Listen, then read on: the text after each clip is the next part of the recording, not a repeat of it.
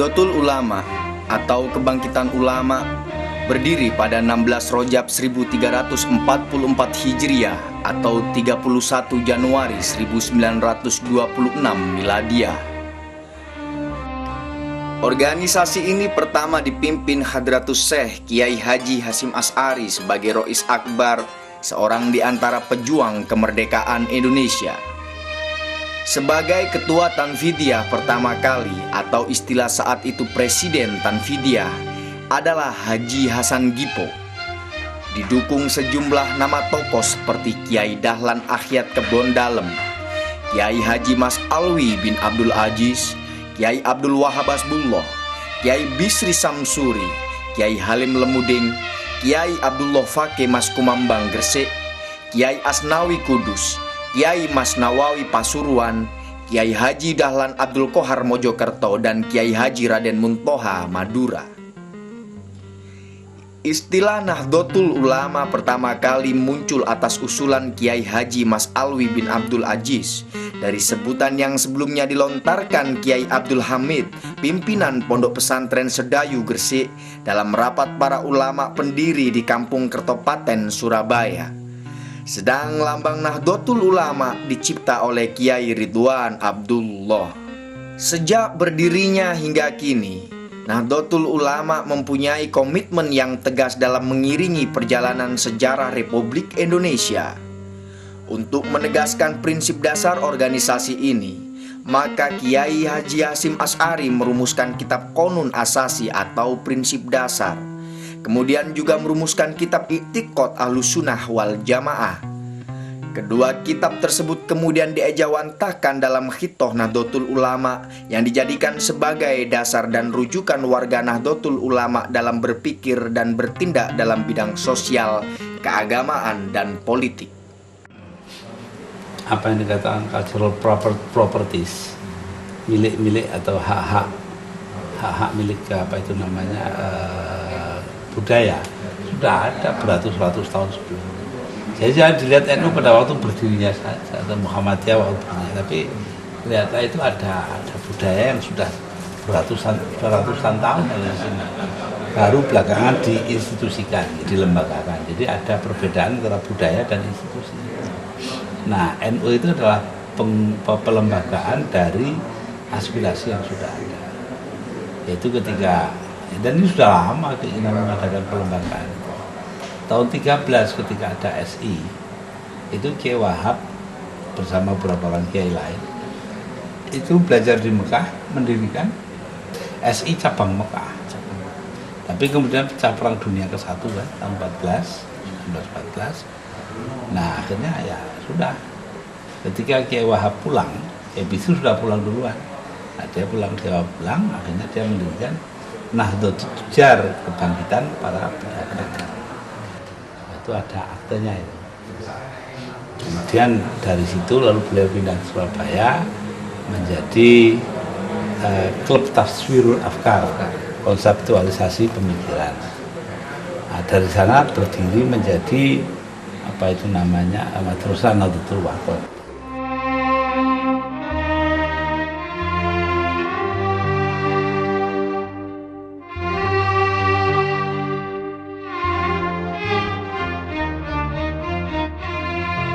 Kalangan pesantren yang sejak awal dengan gigih melawan kolonialisme merespon kebangkitan nasional 1908 dengan membentuk organisasi pergerakan seperti Nahdlatul Wathon atau Kebangkitan Tanah Air pada tahun 1916 di Kawatan Surabaya yang dipelopori Kiai Wahab Hasbullah bersama Kiai Haji Mas Mansur yang kemudian keluar dari Nahdlatul Wathon aktif di Muhammadiyah. Pada tahun 1918 didirikan Taswirul Afkar di kawasan Kebon Dalem, Surabaya sebagai wahana pendidikan sosial politik dan keagamaan kaum santri. Sebelumnya, sepulang dari menempuh pendidikan Islam di Mekah, Kiai Wahab sempat mendirikan Nahdlatul Tujar atau Pergerakan Kebangkitan Kaum Sodagar. Serikat ini dijadikan basis untuk memperbaiki perekonomian rakyat. Nahdlatul Wathon itu kan bangkitnya pribumi, bangkitnya penduduk atau bangkitnya orang-orang tanah air. Itu sekolahan itu namanya seperti itu. Jadi sudah ada satu bukti ya bahwa NU itu dalam gerakannya itu membangun nasionalisme. Sekolahan yang pertama kali ini dinamakan Nahdlatul Wathon. Setelah itu Farul Wathon, Hidayatul Wathon. Di belakangnya itu mesti ada watonnya. Waton itu bahasa Arab, dalam bahasa Indonesia ini tanah air. Jadi ini sudah menunjukkan bagaimana NU melakukan pembangunan nasionalisme bangsa melalui cara-caranya sendiri. Pada perkembangan berikutnya, Nahdlatul Wathon kemudian berkembang sangat pesat dan memiliki cabang di beberapa kota. Selain di Surabaya, juga di Gresik, Malang, Banyuwangi, Semarang, hingga di Menes, Banten. Ketika Raja Ibnu Saud hendak menerapkan asas tunggal, yakni madhab Wahabi di Mekah, serta hendak menghancurkan semua peninggalan sejarah Islam maupun pra-Islam yang selama ini banyak diziarahi karena dianggap bid'ah, mendapat sambutan hangat dari kaum modernis di Indonesia, baik kalangan Muhammadiyah maupun PSII. Sebaliknya, kalangan pesantren yang selama ini membela tradisi keberagaman yang sudah berlangsung lama, menolak pembatasan bermadhab dan penghancuran warisan peradaban tersebut. Didorong oleh minatnya yang gigih untuk menciptakan kebebasan bermadhab serta peduli terhadap pelestarian warisan peradaban, maka kalangan pesantren terpaksa membuat delegasi sendiri yang dinamai dengan Komite Hijaz. Komite ini diketuai Kiai Haji Wahab Hasbullah bersama Syekh Ahmad Ghonaim Al-Misri dan Kiai Asnawi Kudus. Dengan dukungan Haji Hasan Gipo dan Haji Burhan, berhasil dikumpulkan dana untuk memberangkatkan para kiai ke Mekah. Atas desakan kalangan pesantren yang terhimpun dalam Komite Hijaz dan tantangan dari segala penjuru umat Islam di dunia, maka Raja Ibnu Saud mengurungkan niatnya. Hasilnya, hingga saat ini di Mekah bebas dilaksanakan ibadah sesuai dengan madhab mereka masing-masing. Itulah peran internasional kalangan pesantren pertama yang berhasil memperjuangkan kebebasan bermadhab dan berhasil menyelamatkan peninggalan sejarah dan peradaban yang sangat berharga.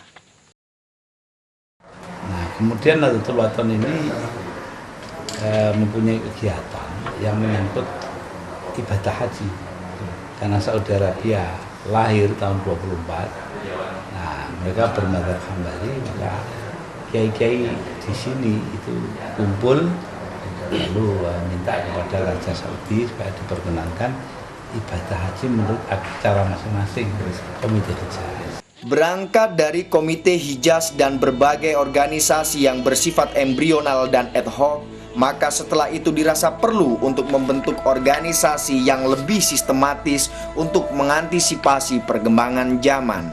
Setelah berkoordinasi dengan berbagai kiai se-Jawa dan Madura, maka muncullah kesepakatan untuk membentuk organisasi yang dinamakan Nahdlatul Ulama. Nah, ketika kemudian dapat jawaban bahwa boleh, ya sudah, bubarkan teorinya Komite Hijaz. Tapi lalu Kiai Hasyim diberitahu jawab, eman-eman itu kalau bubar, teruskan aja lah. Nah, dapat nama Nahdlatul Ulama itu meminjam dari kitab Syarah Al-Hikam, Syarah Al-Hikam dari Ibnu Athaillah As-Sakandari, bahwa di sana ada kata-kata la tashab man la yunhiduka ilallahi haluhu wa la yadulluka ilallahi maqaluhu. Jangan kau temani, artinya jangan jadikan guru orang yang tingkah lakunya tidak membangkitkan kamu kepada Allah. La yunhiduka ilallahi haluhu wa la yadulluka ilallahi maqaluhu, dan kata-katanya tidak menunjukkan kamu kepada Allah. Jadi NU itu lahirnya karena itu. Lalu bagaimana hakikat NU? Ya, seorang atas pertahanan Ustali pernah cerita pada saya bahwa NU ini adalah organisasi yang aneh, psikik. Dalam statutanya ditulis berdiri untuk 29 tahun. Nah, mana ada begitu. Nah, Tapi dia ya, 29 tambah 26 kan 55. Pertama kali NU menjadi pemenang dalam pemenang ketiga dalam pemilu di atas PKI yang 55. Kemudian 55 ditambah 29 84. Ketika itu merubah asasnya dari asas Islam menjadi asas Pancasila. Jadi di sini kita sudah melihat bahwa ada kaitan erat gitu loh dengan masalah-masalah kebangsaan.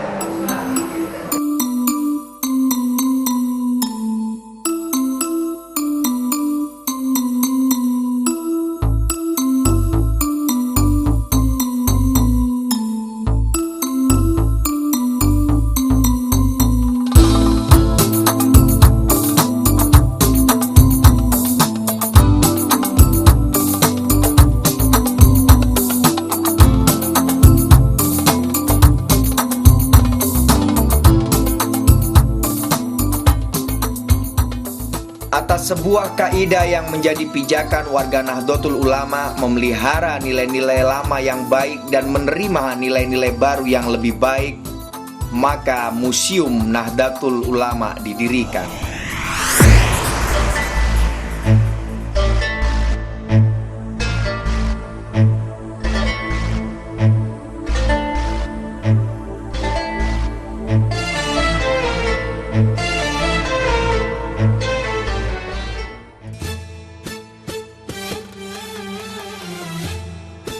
Museum ini merupakan obsesi sejumlah pemimpin Nahdlatul Ulama seperti Kiai Haji Abdurrahman Wahid untuk menjadi pusat informasi dan aktivitas kebudayaan bagi warga Nahdliyin untuk meneguhkan komitmennya terhadap Negara Kesatuan Republik Indonesia.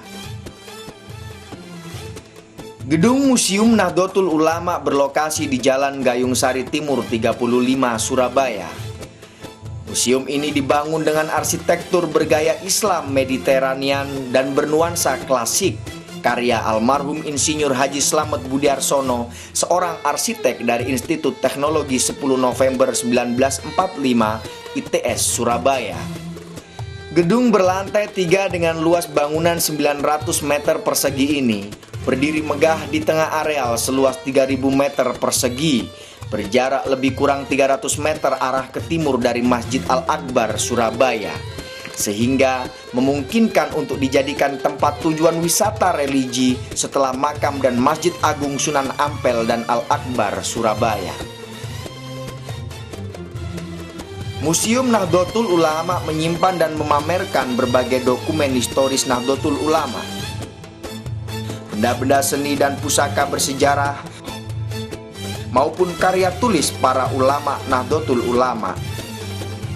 Di museum itu terdapat perpustakaan yang menyimpan karya-karya ilmiah dari berbagai kalangan tentang Nahdlatul Ulama dan pesantren, serta terdapat juga ruang yang khusus memamerkan karya kerajinan warga Nahdlatul Ulama. Dalam galeri dan koleksi terdapat ruang-ruang khusus. Di ruang Wali Songo misalnya, menyimpan berbagai informasi penting untuk mengetahui benang merah antara pola keagamaan dan tradisi yang dikembangkan oleh Nahdlatul Ulama dengan ajaran-ajaran para wali penyebar Islam di Indonesia, khususnya di Pulau Jawa. Di ruang Wali Songo memamerkan petilasan sejarah Wali Songo, meliputi replika makam para wali, berbagai hasil seni dan budaya pada era penyebaran Islam di Indonesia, kitab-kitab para wali, termasuk peninggalan-peninggalan kerajaan Islam di Jawa. Sebuah kitab tua yang ditulis pada abad ke-16, Kitab Ambyo, tentang riwayat para nabi pun tersimpan dan menjadi koleksi Museum Nahdlatul Ulama.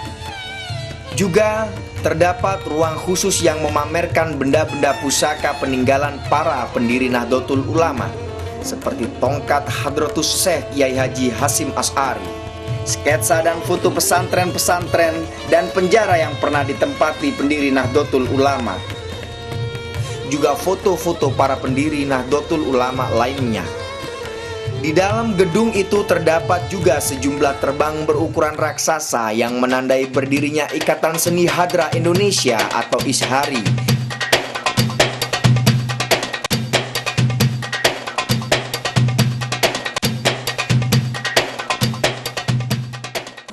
janjinya Gus Dur yang sering dikemukakan dalam pertemuan-pertemuan terbatas maupun umum itu, bahwa memang NU itu besar dan perlu museum. Setelah itu saya juga matur sama Rois Surya PWNU Jawa Timur, Mas Tuki Mahfud, beliau juga mendukung. Kemudian saya juga minta kepada Mbak Yai Sahal Mahfud untuk memberikan dukungan bahkan tertulis ya gitu. Dan juga pada Mas Dar yang belakangan, pada Mas Dar Farid, karena dia sebagai PLH PBNU, nah itu juga memberikan dukungan secara tertulis juga. Ya, jadi nanti ini ya, museum ini bukan hanya untuk menyimpan dan memamerkan, tapi sekaligus untuk mungkin bisa dipergunakan kepentingan ilmu pengetahuan, karena di situ juga akan kita lengkapi perpustakaan secara lengkap, ya, lengkap sekali lah, dan kita akan isi betul semuanya. Nah, selain itu juga akan kita lengkapi dengan produk-produk unggulan Nahdliyin. Jadi nanti ada orang Nahdliyin yang sudah pengusaha-pengusaha NU ya, yang punya produk-produk khas ya, NU dan terkait dengan daerah Jawa Timur. Kita akan display di situ.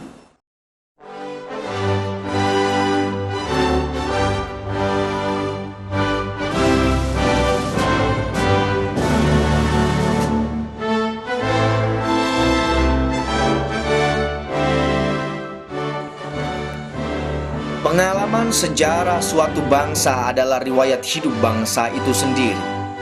Apapun pengalaman yang dialami, duka, nestapa, darah, nyawa, dan pengorbanan untuk mencapai kemerdekaan, mengisi dan mempertahankan kemerdekaan, serta membangun bangsa dan negara yang dicita-citakan bersama, semua terekam dalam arsip yang merupakan memori kolektif bangsa. Nahdlatul Ulama sebagai organisasi gerakan Islam yang sejak berdirinya mempunyai komitmen terhadap eksistensi bangsa dan negeri ini, seperti juga terekam dalam teks-teks sejarah, selalu hadir pada saat-saat menentukan nasib bangsa Indonesia. Komitmen pada keindonesiaan telah ditunjukkan organisasi keagamaan terbesar di negeri ini. Muktamar NU tahun 35 di Banjarmasin. Di situ ternyata dalam muktamar itu ada pertanyaan, wajibkah bagi kaum muslimin di Indonesia untuk mempertahankan kawasan Hindia Belanda yang diperintah oleh orang-orang non-muslim, itu para kolonial? Ya, jawabnya wajib. Kenapa? Karena menurut Bughyatul Mustarsyidin, di kawasan di mana dulu ada kerajaan Islam, maka kita harus melakukan tindakan mempertahankan diri, karena tentu ada orang-orang yang ingin melaksanakan ajaran Islam, gitu loh. Nah itu Hindia Belanda kan juga begitu. Jadi tidak perlu negara Islam kalau begitu. Dan keputusan muktamar bahwa untuk menjalankan ajaran agama Islam tidak perlu negara, gitu loh. Masyarakat yang penting. Nah ini membuat NU itu dengan kebangsaan itu menjadi lekat. Tahun 1937, Kiai-Kiai Nahdlatul Ulama memelopori berdirinya Majelis Islam A'la Indonesia yang kemudian ikut memperjuangkan tuntutan Indonesia berparlemen. Mereka adalah Kiai Dahlan Kebondalem dan Kiai Wahab Hasbullah. Organisasi yang bersifat federatif itu dipelopori juga oleh Kiai Haji Mas Mansur dari Muhammadiyah dan Wondo Amiseno dari Sarekat Islam. Seiring dengan berdirinya Majelis Islami A'la Indonesia tahun 1937, Nahdlatul Ulama membentuk Badan Wakaf yang bertugas mengurus harta wakaf untuk kepentingan sosial Nahdlatul Ulama. Atas prakarsa Ketua Tanfidiyah PBNU, Kiai Haji Mahfud Siddiq, pada masa itu juga didirikan badan-badan koperasi yang disebut Syirka Muawanah yang berkembang hingga ke cabang-cabang Nahdlatul Ulama di seluruh Hindia Belanda. Pada muktamar ke-13 di Menes, Banten, Nahdlatul Ulama membentuk lembaga pendidikan ma'arif yang langsung diketuai oleh Kiai Haji Wahid Hasim. Ketika muncul ketidakpuasan pada kondisi semasa penjajahan Jepang, tokoh Nahdlatul Ulama tampil dengan gagah memberikan prolog pada pergerakan revolusi Indonesia. Sebuah peristiwa yang menggemparkan dunia pesantren dengan ditangkapnya Rois Akbar Nahdlatul Ulama Hadratus Syekh Kiai Haji Hasyim Asy'ari oleh tentara Jepang. Bersama peristiwa penangkapan kiai-kiai di tempat lain, Kiai Hasyim Asy'ari dimasukkan ke dalam penjara di Mojokerto dan terakhir di penjara Koblen Bubutan, Surabaya selama lebih kurang 6 bulan. Hal ini sebenarnya bermula dari kegelisahan para ulama ketika Jepang memberlakukan adanya sekere, kewajiban membungkukkan badan hingga 90 derajat sebagai penghormatan pada Kaisar Jepang Tenno Heika yang dianggap sebagai manifestasi keturunan Dewa Matahari. Kiai Hasyim Asy'ari mendapat perlakuan yang sangat kasar. Bahkan tangan kirinya dipukul hingga pada bagian jari-jarinya memar, hancur tak bisa digerakkan. Reaksi keras datang dari para ulama. Berkat usaha Kiai Wahab Hasbullah dan Kiai Wahid Hasyim, Hadratus Syekh kemudian dibebaskan. Menurut seorang putranya yang kini masih hidup, Kiai Yusuf Hasyim, setelah dibebaskan dari tahanan, Jepang kemudian menawari berbagai jabatan dan mencalonkannya menduduki jabatan tinggi urusan agama di Indonesia. Tapi semuanya itu ditolak oleh Hadratus Syekh Kiai Haji Hasyim Asy'ari. Dalam konteks kehidupan bermasyarakat, NU itu tidak pernah absen dalam sejarah bangsa. Tidak pernah absen, mulai dari pembangunan nasionalisme bangsa melalui pondok pesantren. Bahkan waktu itu kiai-kiai itu menyiasatinya karena zaman Belanda digubah lagu-lagu heroik nasionalisme itu dalam bentuk bahasa Arab. Itu kayak ya ahlal waton, ya ahlal waton, hubbi waton benar iman, ya ahlal waton, ya ahlal waton, walatakun adal khirbah. Itu dilakukan di pondok-pondok, dan itu isinya itu heroik sekali, bahwa cinta tanah air itu bagian dari iman, ya. Dan Anda jangan menjadi manusia yang setiap gerakan menjadi kambing tunggangan penjajah. Itu ada semua, dan ini pembentukan nasionalisme bangsa yang tidak dirasakan oleh orang umum karena tidak paham di situ. Nah, ini perlu dikemukakan kembali sehingga kader-kader NU dan masyarakat umum juga mengerti bagaimana kiai-kiai NU itu, kiai-kiai di NU itu membangun nasionalisme bangsa melalui itu. Semasa revolusi pecah di Surabaya berpuncak pada Perang 10 November 1945, orang lebih mengenal pengobar pejuang di medan laga adalah Bung Tomo. Tak banyak yang tahu bahwa pada 21 hingga 22 Oktober 1945, para ulama telah mencetuskan resolusi jihad yang ditandatangani di Bubutan, Surabaya oleh Hadratus Syekh Kiai Haji Hasyim Asy'ari. Resolusi itu memberikan fatwa akan pentingnya membela tanah air dari serangan musuh. Kehadiran tokoh-tokoh Nahdlatul Ulama di pentas sejarah memberikan bukti bahwa kaum santri adalah patriot nasionalis. Pada masa revolusi fisik, kaum santri berjuang dengan mendirikan Laskar Hizbullah pimpinan Kiai Haji Zainul Arifin dan Laskar Sabilillah pimpinan Kiai Haji Maskur. Sejumlah tokoh seperti Kiai Haji Munasir Ali dari Mojokerto yang memimpin langsung pasukan Condromowo. Juga Kiai Haji Yusuf Hasyim dan Kiai Haji Hasyim Latif Sepanjang merupakan tokoh-tokoh penggerak di masa revolusi 1945 hingga 1949 itu. Tokoh-tokoh kita ini kemudian menjadi pelaku penting pada masa-masa pasca pemberontakan G30 SPKI dan penumpasan para pengkhianat bangsa. Nah, itu tanggal 22 Oktober, ya, November. 22 Oktober ke 10 November kan 20 hari. Itu terjadi perkumpul semua kiai dipimpin oleh Kiai NU, Rois Akbar waktu itu, Hadratus Syekh Hasyim Asy'ari. Rapat di Bubutan itu. Jadi kiai di Jawa, Madura dikumpulkan di situ. Bagaimana sikap kita menghadapi Belanda, menghadapi tentara sekutu yang mau balik lagi merebut kemerdekaan. Itu diputuskan di situ, kita harus pertahankan ini dengan dasar hukum agama. Hukumnya apa? Wajib ain membela negara ini, dan kemudian dicetuskan namanya resolusi jihad. Jadi perang jihad, dan ini satu-satunya waktu itu belum ada di negara-negara lain, hanya di sini. Jadi sabilillah itu waktu itu bikin. Jadi orang membela negara, dia bertempur mati, jihad, bisa bilang syahid nantinya. Dan itu diproklamirkan oleh para kiai sehingga lahirlah 10 November. Jadi 10 November itu tanpa ada 22 Oktober saya kira tidak akan terjadi. Jadi Bung Tomo itu mendapat inspirasi tanggal 22 Oktober karena kiai-kiai sudah kumpul mewajibkan seluruh umat Islam di jangkauan radius 90 meter di Surabaya ini harus mempertahankan Surabaya dari serangan sekutu. Nah ini juga nggak ada dalam sejarah. Sejumlah situs yang menjadi bukti dalam mengiringi perjalanan Nahdlatul Ulama adalah Gedung Markas Besar Ulama atau MBU di Desa Kedung Rejo, kawasan Waru, Sidoarjo, tempat berkumpulnya para ulama se-Jawa dalam turut berjuang mempertahankan kemerdekaan di masa revolusi Indonesia.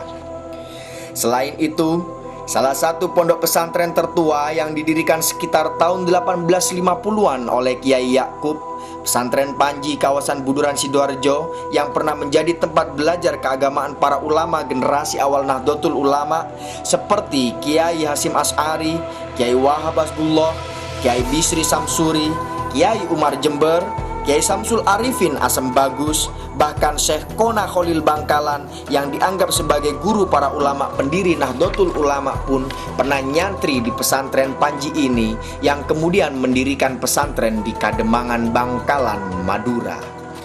Sebuah kamar Kiai Hasyim Asy'ari masih berdiri tegak di lokasi pesantren Panji hingga kini sebagai bukti sejarah yang turut berperan dalam peningkatan sumber daya manusia khusus bagi kalangan pesantren. NU itu kaya ya dengan perjuangan, di antaranya di Wonorejo, Caanam juga itu dulu ada gedung tempatnya Markas Besar Ulama Jawa Timur, MBODT, Lama itu ulama. Dulu komandannya adalah Kiai Wahab Hasbullah, lalu kepala stafnya Kiai Bisri Samsuri. Tugasnya itu menyediakan logistik untuk para pemuda-pemuda pejuang yang menghadapi sekutu kayak Bung Tomo dan sebagainya. Cuma karena yang di sana tertulis dan di sini tidak, ya sudah nggak ada yang tahu kan. Nah itu. Kemudian ada resolusi jihad Oktober 45, begitu penting tanggal 22 Oktober resolusi jihad. Itu untuk pertama kalinya dalam sejarah umat manusia bahwa jihad Islam, konsep jihad dalam Islam itu diberlakukan bagi sebuah entitas atau sebuah wujud yang tidak agama, yaitu negara Pancasila. Nah, jadi situ bisa kita lihat bahwa itu penting artinya. Patut diperhatikan betapa tokoh-tokoh Nahdlatul Ulama adalah agen-agen kebudayaan atau broker of culture dan tokoh intelektual di balik perubahan-perubahan sosial atau social of change. Mereka berkiprah di ranah pemberdayaan masyarakat lewat dunia pengajaran dan pendidikan. Tercatat sederet karya-karya yang menjadi rujukan para ulama di tanah Jawi ditulis oleh Hadratus Syekh Muhammad Hasyim Asy'ari. Kitab-kitab tersebut hanyalah sebagian contoh dari karya-karya lain yang dilahirkan oleh tokoh-tokoh Nahdlatul Ulama. Kualitas intelektual ulama Indonesia juga mendapat apresiasi kaum muslimin di Timur Tengah. Terbukti dengan sejumlah karya ulama kita seperti karya Kiai Nawawi Al-Bantani berupa tafsir Al-Quran An-Nur atau lebih dikenal dengan tafsir Maroh Labib, dan karya Kiai Mahfudz Termas tentang Mustolah Ahadits menjadi rujukan di Universitas Al-Azhar Mesir. Sebuah kitab Minhajul Abidin karya Imam Al-Ghazali disarai Kiai Dahlan Jampes Kediri pun berjudul Sirajut Tholibin pernah menjadi bacaan wajib bagi pengkaji ilmu keislaman di universitas terkenal di Mesir itu. Saya selalu mengatakan bahwa salah satu kelemahan umat Islam di Indonesia ini, kita tidak mempunyai standar buku sejarah. Kita mempunyai tarikh sejarah di Timur Tengah, mulai dari ujung rambut sampai ujung paus, Tapi kita nggak pernah tahu gimana sejarah umat Islam di Indonesia. Nah, waktu itu saya kepada Menteri Agama itu ada sebuah bentuk panitia negara. Jadi tahu turun-turunnya. Iya. Dan ini lebih jelas lagi di relief Monumen Nasional Tugu Proklamasi dan kemudian di Museum Angkatan Darat itu tidak tergambar sama sekali peranan massa dalam perjuangan. Jadi ini saya menganggap satu langkah yang sangat strategis. Mbah Hasyim banyak tulisannya, karangannya itu banyak dan dibuat rujukan lah. Yang menarik ini Mbah Wahab dengan Mbah Bisri tidak punya tulisan, tidak punya karangan. Tulisannya itu ya santri-santrinya, murid-muridnya itu tulisannya. Ya kita ini selalu kagum terhadap ulama luar negeri, ya. Tapi kita tidak tahu bahwa ulama negeri sendiri luar itu juga kagum terhadap ulama kita. Ya dengan bukti tadi itu. Karangannya Ki Mahfud dan Kiai dari Banten dijadikan kitab wajib itu kan tidak sembarangan sih ya. Ada lagi, ya saya punya kitabnya itu Sirajul Thalibin, syarahnya Minhajul Abidin. Minhajul Abidin itu karangannya Imam Ghazali, disyarahi oleh Ki Jampes Kidahlan ya, Kidahlan Jampes Kediri dengan nama Sirajul Thalibin. Jadi ulama luar negeri itu kagum dengan ulama Indonesia dengan bukti kitab karangannya itu dijadikan sebagai kitab wajib. Dengan berdirinya Museum Nahdlatul Ulama menunjukkan betapa strategis dan pentingnya benda-benda seni, karya-karya para ulama yang mengandung nilai sejarah. Juga arsip-arsip dalam suatu organisasi keumatan karena merupakan tulang punggung manajemen dalam menata sebuah komunitas kaum santri. Arsip-arsip penting mempunyai fungsi dan peran yang bisa mengait erat dan dikaitkan erat dengan kehidupan berbangsa. Pada pameran yang digelar reguler akan memberikan gambaran pada publik, membuka ingatan kolektif bangsa Indonesia atas segala upaya memperoleh, mengisi dan mempertahankan kemerdekaan. Dan di dalam semua itu, kader-kader Nahdlatul Ulama senantiasa berperan secara aktif hingga pada masa-masa perubahan di era reformasi 1998. Semua itu adalah hasil jerih payah dan perjuangan seluruh bangsa hingga mencapai kemerdekaan tanggal 17 Agustus 1945. Dengan berdirinya Museum Nahdlatul Ulama akan membuka kesadaran bagi generasi muda betapa perjuangan yang begitu gigih telah ditunjukkan para ulama dalam perjalanan negeri ini tanpa mengenal lelah, baik di bidang pendidikan, politik maupun gerakan pemberdayaan masyarakat sipil atau civil society.